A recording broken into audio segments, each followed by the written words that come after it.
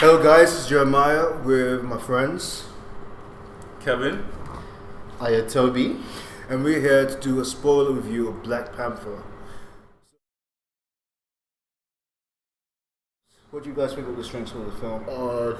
Things I liked about the movie, I would say like Wakanda in general. Like I really liked Wakanda. Like when they took us like what do you call it?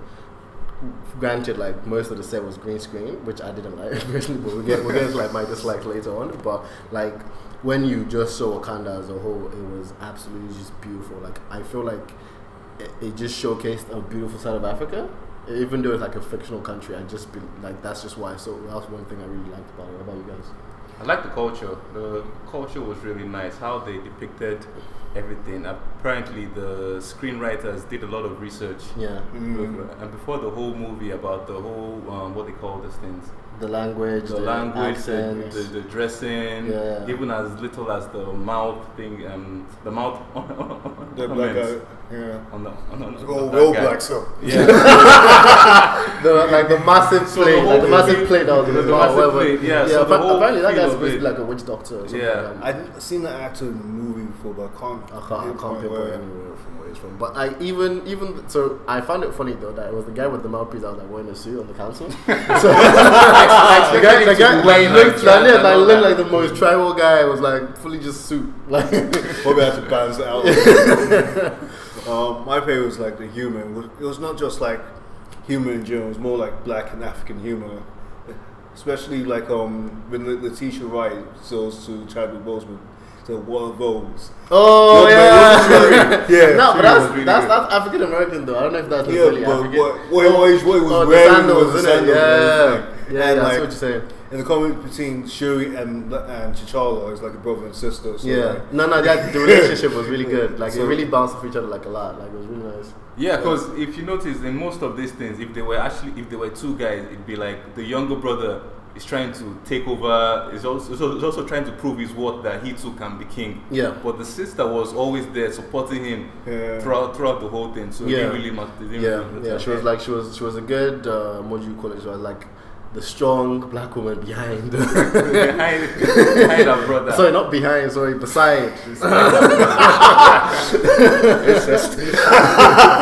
I think like the villain was actually really good. Yeah. Like, the two, Andy Serkis and Killmonger. I actually have a gripe with the Andy Serkis, like what happened with Andy Serkis, because I felt like anytime he was on stage, he had this like energy about him. Like he was just like once he was on stage, he pretty much stole almost every scene he was in. Like I don't know how he got himself that eccentric for the character, but I absolutely just love Claw. Like what he Claw was really good. Yeah, like I don't know, but the thing that the Marvel killing off the good characters, the bad villains, I actually thought he was going to last.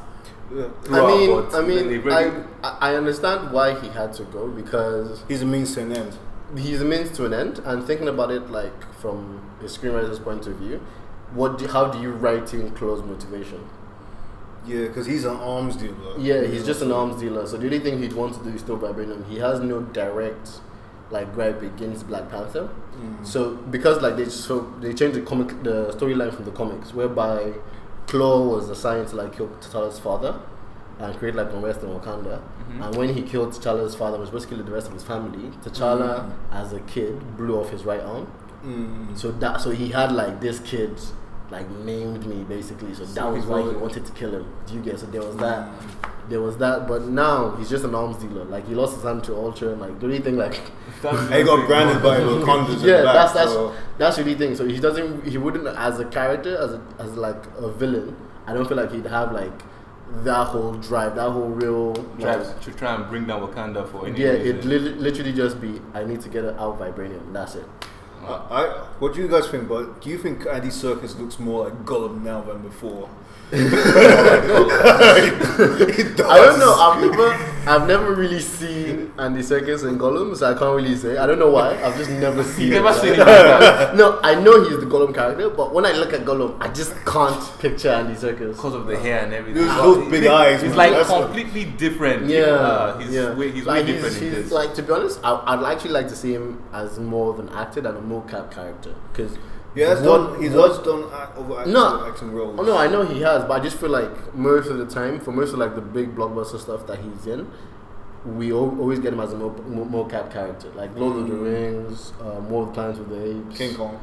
Like, do you see what I'm saying? Like, I don't really see him as like, oh, and the circus is like leading this movie, or like more like main antagonist or protagonist. So yeah. What else did you like about anything else? Any other things you liked, or we can move to dislikes now? No, I think I liked about the politics of the film. I don't know. I feel like the politics for the film, for me, they weren't like really. They hinted towards it, but they didn't really dive deeply into it. So the politics of Wakanda. I don't know if they're talking about the overall politics of the movie, but I feel like the politics of Wakanda. Because when they were on the like small council, I was expecting more of a back and forth within the small council when like they were trying to like debate, for example, if we should go after Claw or not. But it was just T'Challa that decided. Yeah, it seemed like they agreed quite quickly. Yeah. But were you just trying to talk about the overall politics of the movie? Like, I like the politics of Wakanda and the politics plays between T'Challa with Nakia and Okoye, because you see Nakia, she's more free thinker, open. Okoye is more traditional. You also have that fear of the outside world, and T'Challa has to weigh in heavy over that. Yeah. He has to decide if is it like, the fear of the outside world or just protect Wakanda at all costs? But it's mixed with the fear of the outside world. Yes, mixed with the fear. If anybody knew that they had this sort of resources or power, but that fear is justified. In the past, if they didn't hide themselves, they would have been colonized too. Exactly. That's why I like the politics, especially if we see the first credits scene, how T'Challa introduces himself in the UN delegation, and you see the UN delegation asking him, so what do you bring for us? That's a typical. What can you offer? I like the smile. I like the smile on Martin Freeman's face. Like, I really liked it. Everett Ross, I really like the smile he had. And the thing that I've sort of like seen around some people saying like Everett Ross as a character, do you feel like he could have been thrown away from the movie? No. I think he's necessary because he's actually relation, like, you know, in every movie we have a token black guy. Yeah. And he's normally the funny one. So he's a token white guy. But the thing is, he's not just a token, but he's a token white guy there because if he wasn't there, that end credit scene doesn't have any purpose. No, I think it still carried the weight because, again, like, it's just the Wakandans would know what they're gonna bring to the UN, and the next time we meet Wakanda, we'll know that the UN know what Wakanda. I see what he means, because he could have easily gone and reported back that Wakanda have all this technology. So him coming to the UN won't even make any sense. Exactly. Make any sense. And it's so funny how he's just used for any joke impossible. Oh no, I really love the scene where like what do you call it? They went to the mountains, to the Jabaris, and he tried to speak, and they just shushed him. I'm kidding. I really, I really like another character I really liked was M'Baku. I think that was a really good part of the what they did with his character. I really enjoyed it. I read he was trying to get the Igbo accent really properly. I really think he got the. That's really another thing. That's another thing like to note in the movie. Like all the actors, even though most of them were like American or British, they really got like an African accent. Yeah, you could actually tell that okay, maybe this is more likely to be African. But Daniel Kaluuya, it seemed like it was easy. But Lupita Nyong'o made it more legitimate. Yeah, that's the good thing. Yeah, where she's from Kenya, and the Wakanda is around that region, so it's easy for her to blend in. Yeah, fair enough. So yeah. What didn't you like about the movie? I didn't like M'Baku at the beginning. Yeah. His accent was all over the place. Oh, okay. And the first fight wasn't that memorable, a bit cheesy and sometimes a bit rushed. I think I agree. I think I agree, but also I think I'm biased because I have seen like all the comic panels when T'Challa has had this like that ceremonial fight, and it's a lot. They make it a lot more grandstanding. Like you see him just evade all of M'Baku's attacks. You see like the difference within their fighting styles. Whereas like M'Baku is more brawn and just big, and T'Challa is more like I'm stealthy, I'm agile, and I can the whole fight thing. It made it look like if he doesn't have the Black Panther. Any good fighter could beat him. Yeah, I felt that was true. But when he was fighting Killmonger, though, if you really noticed, like the first time he knocked Killmonger down, he told him to yield. He could have easily killed him then. So he's holding back. With the Killmonger fight, he was holding back because he doesn't like. The thing about T'Challa is that, like his dad said, he's a good man, and it's difficult for a good man to be king. Yes. Do you understand? So, for example, he could have easily just killed Killmonger if he was going for a kill, but he wasn't trying to kill him. But I'm not saying kill him. Maybe make him yield, like beat him to the point that he would actually yield. I don't think Killmonger would yield. If you have a man down, he's not really that familiar with Killmonger. He hasn't done already. As he has a spear to his throat, you're thinking he's just gonna yield. Killmonger just got up like nothing happened. And Killmonger has that hatred and motivation to take over the throne. Yeah, but again, like Killmonger is a warrior, and if you're a warrior, I would just expect some certain things during combat. Do you understand what I'm saying? Like, if I'm a warrior and I know you're a warrior, I'd expect you, like, when you're beating, to admit that you're beaten. That's because, again, I'm trying to see things from T'Challa's point of view, whereby he's a king, he's a warrior, and when they do these fights, I'm assuming this is not the first time he's done these fights. When he beats someone down, they yield. They yield, okay. I can counter that. It's because over people in Wakanda are bred to kill. They can kill you. No, they can, but if you think about it, the only real person that T'Challa wanted to kill was Claw. True. And he still couldn't kill him. That leads me to a second, like, weakness, strength, like, problem with the film. You know when, like, Killmonger killed Claw and he sends him back to Wakanda, yeah, and you see he goes to the council. T'Challa has seen that pendant. He can easily tell Wakabi that his father is a person who killed his father, and also Killmonger was in league with Claw because he kind of saw him by the pendant. Yeah, exactly. So why was he trying to hide the fact that is because his cousin? And why didn't he just tell them that he was working with Claw? I can understand that because, for one, it is a blight on his father's name. That he killed his brother. Yes, because it is a big blight on his father's name. He not only killed his father, he left pretty much a Wakandan citizen, his father's son. Okay. Outside the country, like there's a big blight on his father's name, his father's legacy. So I would expect like him and Wakabi have the kind of relationship where he'd be able to tell him that, look, this is why I couldn't get Claw, but I promise you, like, I will still do whenever we get another opportunity. I will still do whatever within my power to make sure we get him.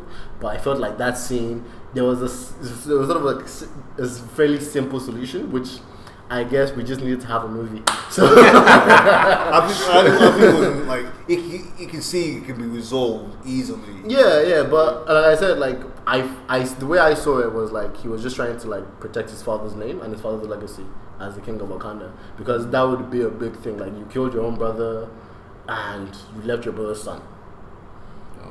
Because if you saw like when he like went back into like the spirit world and was talking to his father, you could see like the pain. Like he felt like that was such a wrong thing for his father to do, but he didn't tell anyone about it. Also, I don't like the fact that Lupita, she had the same idea as Killmonger, but everyone ignored her. Literally the same thing he was trying to do. There's one reason. Everyone ignored her. There's one reason, because she's female. No one listened to her. Easy thing, but I think the difference was on the scale and the manner in which she was talking. So she was talking about like the neighboring countries, like neighboring African countries where the injustice where injustices were. That Wakanda should be actively doing more to resolve these instances, to help or improve the situations. Whereas Killmonger is like everywhere in the world, but with violence. Yeah. So I think that's just the thing, because if you think about it, like on a social scale or social level, if you come to a politician with violence, and you come to a position with a protest, they're more likely to answer. Oh, you know, it's called climate protest. Or even if they don't answer you, they're more likely to remember you for your violence than your protest. One other thing I have a problem at the beginning, I just find it as a personal gripe. You know, they were trying to get Nakia. They didn't say get, but in that situation, there were girls. It just reminds me of the Chibok girls in Nigeria. Oh yeah, that was really good. That was personal. I didn't see that. You know, in my mind, I was like, maybe they were referring to the Chibok girls that they went to rescue because it was in Sambisa forest and all that. Yeah. Nah, that was really good. I never even thought about that. I'm actually going to tweet that. About that.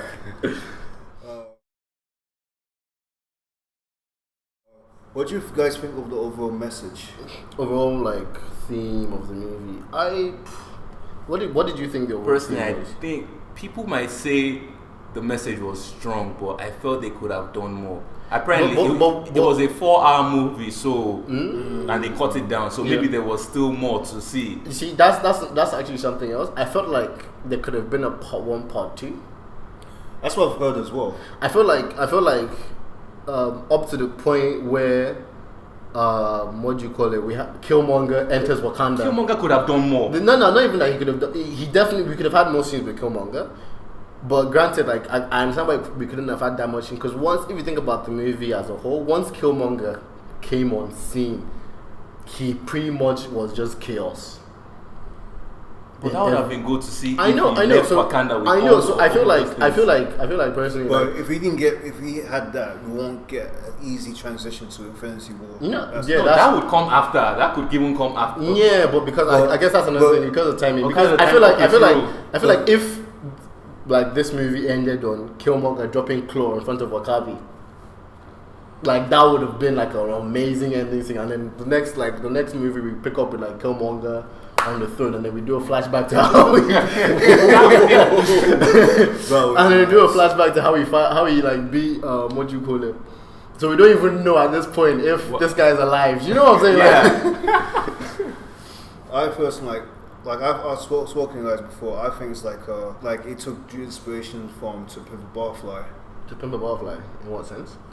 Like Killmonger's more like a Machiavelli Tupac kind of person. He's more militant.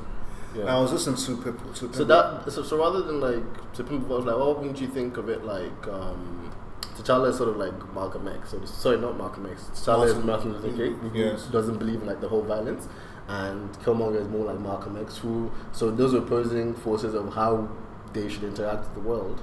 I think that could be another way to look at it as well. Yeah, especially like the song of Mortal Man and the poem, because like in the poem, like the both has pimped by his surroundings. Yeah. And the scenario becomes like a butterfly, beautiful, maybe go hungry.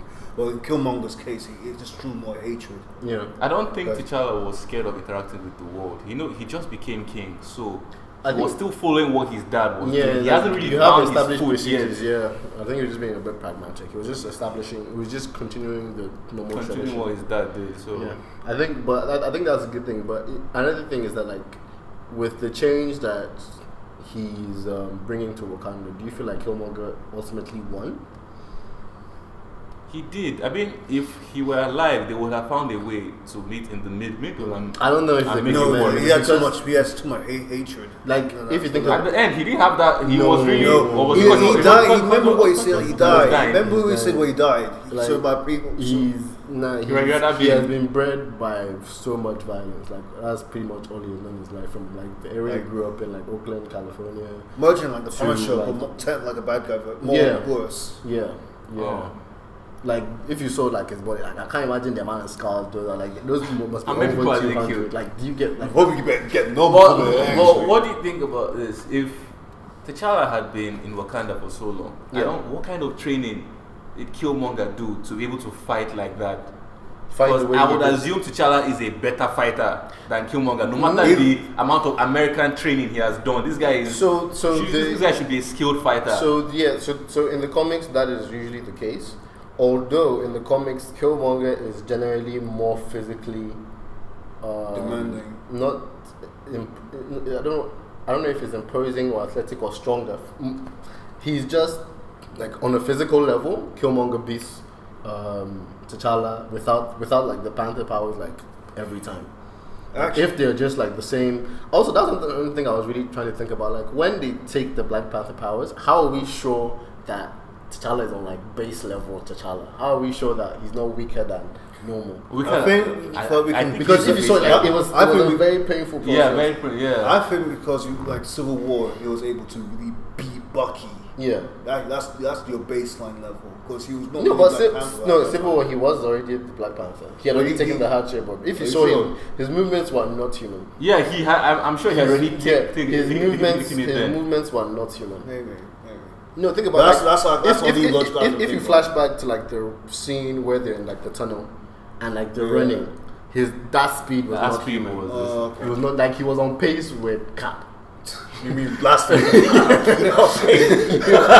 And even when he was fighting without the suit with Bucky, the way he jumped down, he still had the whole Panther stance. Yeah, his movements were not human. So that's the thing. But generally in comics, like Killmonger is just more physically imposing or physically stronger than T'Challa. So I can understand the reason why he had to beat him. But in terms of like the different training in Wakanda, I don't know what it is. Like, because honestly, T'Challa didn't seem like he had been that heavily trained. I think it was just powered down. Like that's another thing I was asking. Like, because when they took out the like Panther powers, it looked like a very painful. So yeah, how are we sure the Panther power should give him heightened strength and all that. Heightened senses, heightened but he should still be able to fight. Like, no, I get that, but that's what I'm saying. So like, we don't know as an audience, like if when he took out the powers, because it would look like a very painful process. Like if he was base level, or if he was below like normal. Oh, okay. Do you understand what I'm saying? But if anyone who drank that, would they become the Black Panther? No. So the thing is that I don't know how it is in the movie because they didn't specify. But in the comics, it's supposed to be like you need to be of the king's bloodline. Yes. So that's where the like spirituality aspect also comes into it. So because it's the head-shaped herb is tied to the panther god Bantu. Like Basque, sorry, I said Bantu. Basque. That's your Basque say. Oh, yeah, I remember now. So if you take the head-shaped herb and you're not of the king's bloodline, you'll die. So that means they weren't following the rules in MCU then. No, like they wanted to give he is of the king. Nakia. To Mbaku. He's of royal blood though. He's of royal blood in the Jabari, so maybe that could make sense. It depends, but Nakia, I don't really understand that. She wanted to take it. Yeah, I don't. So I'm guessing in the movie anyone could drink it. Maybe. I don't like that. Like, I don't like everyone can be. Yeah, anybody can be Black Panther. Yeah, it takes a specialty out of it. Yeah, I see what you mean. Also, like something I noticed, like I was wondering if you guys noticed this too, when Killmonger sort of took the head-shaped herb, he went back to the apartment. I don't know if it was because his father's spirit, because he wasn't buried in Wakanda, is trapped there, or if it's just because Killmonger is more familiar with that surrounding. Because if you think about it, like when T'Challa was there, because all the other Black Panthers were also there, but so that means they were buried at that place because all the other previous were buried in Wakanda. Exactly. Once I've watched this interview on the Breakfast Club by Chadwick Boseman. Yeah. Basically, this is like relation to Africans who lived here in Africa, or Black people in Africa who live over there. We already have a history and heritage, because we've lived here for so long. Yeah. But Africans who live outside or African, most of them have their heritage stripped from there, so maybe have a sense of longing. Ah, I see. Okay. If that's what Ryan Coogler was going for, then he's just an amazing director. Honestly, I think overall this movie has the best story in MCU. That's why overall. I don't know. Best story? Because I'm thinking about it like this. I give the hype is good. Don't doubt the whole film is good, but it's a good story. But what other story would you rate above it? Civil War story. But Civil War has like a little bit from like structural problems. But my problem with Civil War is like, don't get me wrong, they executed the whole you killed my mom thing like so much better. But shout out DC. So so they executed that quite well, but I think what's the word I'm looking for? Lost my train of thought there. But if it comes back to me, I'll remind you. I think only so comes close is probably Guardians 1 and for Winter Soldier. Another thing I wanted to ask you guys, like, what would you say were like your favorite characters in the movie? Shuri. For me, it was M'Baku. Shuri. So that was Shuri T'Challa. Was that Shuri? No, you have to pick one. Like, I don't like this whole like. Shuri is the best Okoye. character. She's Actually, fun. Okoye. Okoye is spicy. Did you feel like if Okoye had like Black Panther's power, she could beat T'Challa? She would definitely beat. From what I'm saying, she would beat the shit out of T'Challa. Like she looks like a better fighter. Yeah. Like they brought Michonne into Black Panther, basically. Yeah. So for me, it was M'Baku. I loved all his scenes. I loved, especially like when they went back to Jabari land, and this guy, when him and T'Challa had that like small like one-on-one, like I could use an army. Are you done? I just love that scene so I'd like to see more of like M'Baku and see what they do with the character. I don't know if they're going to use like his comic book origins or not. They're going to use him for Infinity War because he was at No, I know, but I mean more like for like the next Black Panther movie, are they going to like dive deeper into who he is in the comics? Is he going to be a villain? Because apparently even in the villain, I think in the comics, I think Naked was also a villain. Naked was a villain? In the comics, I think so. I'm not too sure. Maybe once or twice. Sure. It could be because in comics you have like M'Baku is a villain, so I think he got he might get the spirit powers or something. No, so in the comics he eats like the flesh of like a great white ape and then he got powers, yeah. He can be like a low-key type of situation. Oh, is he gonna be good? Is he gonna be bad? Well, he seems like I'm not your friend, but I don't hate you at the same time. But I respect you. Yeah, I respect you. Yeah. Yeah, fair enough. So Shuri, Okoye. Okay, so Shuri, Okoye, and M'Baku. Yeah, Shuri's the best. Definitely. Any other thoughts about the movie? Well, so far it's made money. It has broke. How much?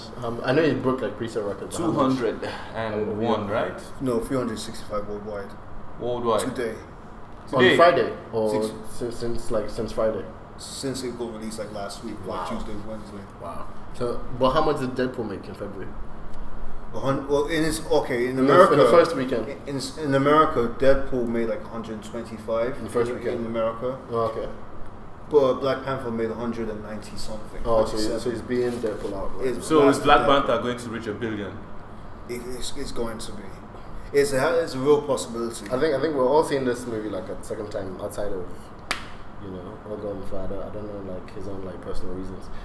Because he doesn't want to support black culture, guys. No, I think if African cinema was really strong, it will reach $1 billion easily. Yeah, but African cinema is a lot stronger than it was like back in the day. Because if you think about it, like I'm not talking about Nigeria. I'm talking about all in general. Yeah, I'm talking about the whole of Africa. Like, because if you think about it like this, like fair enough, like Nigeria is one of like those outer countries in Africa whereby like we are better off than some people. I wouldn't say most, because that's political decision, guys. We'll get to that later. We're the biggest economy in Africa.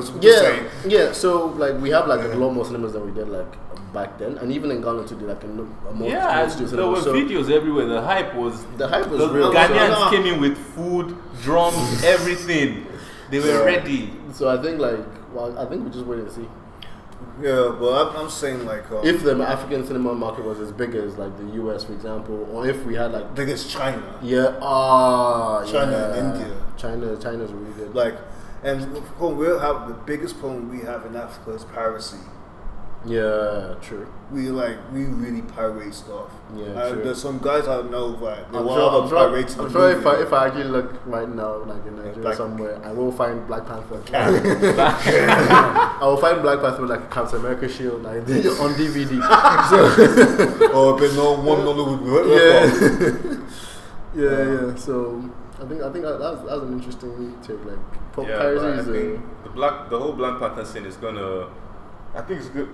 From the Infinity War trailer, seems like it's going to be a major player in the Wakanda is going to be another big player in Infinity War as well. So we're really looking to Infinity War because we get to see Wakanda again. And like I said, Wakanda was beautiful. So what do you guys think of the impact? What do You guys think of the impact this is now set on the MCU and in general? So on the MCU, I'm thinking like it has updated all their weapons because everybody's gonna be like, I think Bucky's coming with that vibranium. You guys are lucky to see my credit scene. If you guys haven't seen my rant, you know I'm so pissed off. Cap is coming with two new shields. No, we don't know if he's gonna get like his old shield back. We don't know if Tony's still salty or not. So no, he'll bring it back. He needs it right now. So no, he's not getting the shields back. Besides, I feel like the current. They made him a new one. Yeah, I saw that one. But I feel like the current shield was better because I feel like the current shield is sharper, so it can actually slice off more heads. But I'm a Captain American fan, and that shield's more iconic. I know it's more iconic, but I feel like I'm all about functionality right now, guys. You want to still see him throw the... No, because I don't feel like he's going to throw this one. I feel like it's just going to be like coming up, like slash your throat. Yeah, that's like going to do punch and all that. Yeah, so I feel like it's an upgrade of Captain. And now like he doesn't even have like the star on him anymore. Like it's dimmed out. I think it's going to be like Nomad.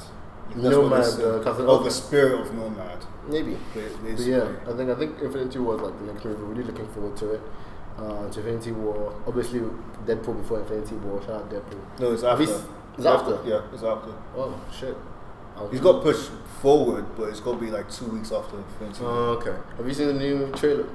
The new pictures released for Deadpool. No, it just got released today or something. Yeah. No, I haven't seen it so far. We'll talk about it later.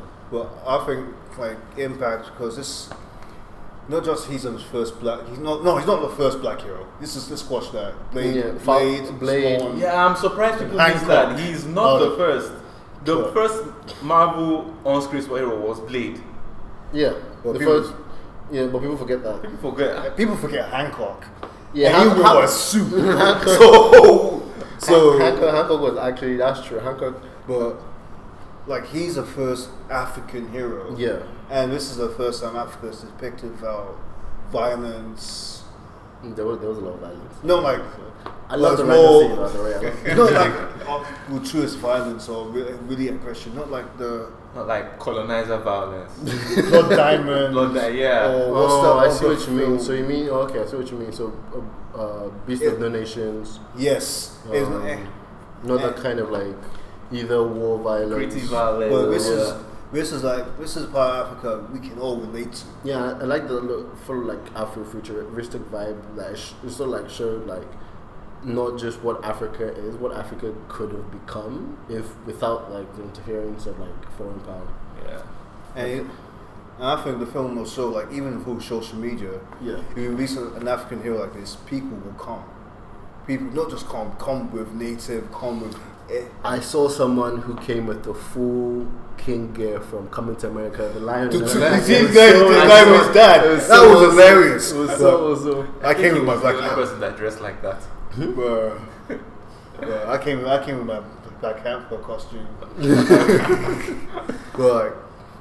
I just felt like we were in Africa, so there was really no need for me to dress up. You're already here. We're already in Africa. I came to the motherland to watch the movie, guys. But you see it in social media and Black Twitter is the most. Oh, I love the energy. I love the energy like we saw from like African Americans, just even Caribbeans, just everyone even just trying to go see the movie. Even guys when they say they like black, just the energy they show for the movie, we loved it. And something I really liked about Black Panther, just my like impact was how prominent the female characters were in the movie.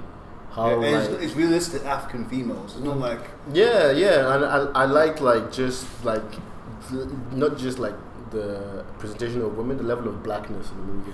There's this thing where in like Hollywood they tend to like shy away from having two black characters. Like when you have like Zoe Saldana playing I forgot the name of the character, but she had to basically lighten her skin for. Is it the one where she played like a singer? Yeah, where she was playing a singer. I forgot the name of the movie though. Yeah, but yeah, so I think it done that better than Wonder Woman. You think what? They done like the female representation better than Wonder Woman. Everything Marvel does is better. Well, guys, this is Jeremiah. Yeah. Click like, comment, and give us a subscribe. What's your guys' Twitter handles? Social media handles. Follow me on Twitter, Kevin KEVIIN _O. Oh wow, that's a very long Twitter handle, guys. Mine is just IL _Toby _ because There are a lot of Ayotobis in the world. I don't know why. The name is Ayo. Ayo and Tunde, the most popular Yoruba names. Yeah. So, I'm at the movie guy 93. Yeah. Well, guys, hope this is like the first spoilcast we've done. I think it's so far so good. Yeah, I think it was really good. I enjoyed this. Let us know what you guys think in the comment section below. Oh, he's going to take over now. Right, see you guys. Okay, alright guys, peace.